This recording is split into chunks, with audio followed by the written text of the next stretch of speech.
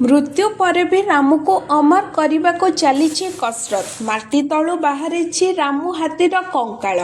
गाड़ी बेढ़ी अस्थि संरक्षण। माटी खोला चली माटी तलु रामूर गोटे पर गोटे हाड़ बाहर। यह कौन से क्राइम सीन दृश्य नुहे बरम चंदका जंगल रे रामू को पोता जाइतिबा जंगल दृश्य। तेबे रामू हाथीर अस्थि को म्यूजियम करी संरक्षण करने योजना अनुसार आज तार प्रक्रिया आरंभ करिछि वन विभाग। एथिपाई जंगल मध्य माटी खोली मृत हाथीर हाड़ बाहर करने को लगिथिले 25 जणिया दल।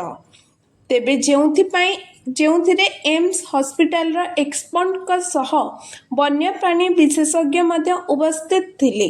हाथीर कंकाल को संरक्षण करने एवं रामूर सम्मान को वृद्धि करने सह गवेषणा क्षेत्र में अनेक साहाय्य करिबो बोली कहिसेंती जंगल एवं परिवेश मंत्री। Bureau report around Odisha live.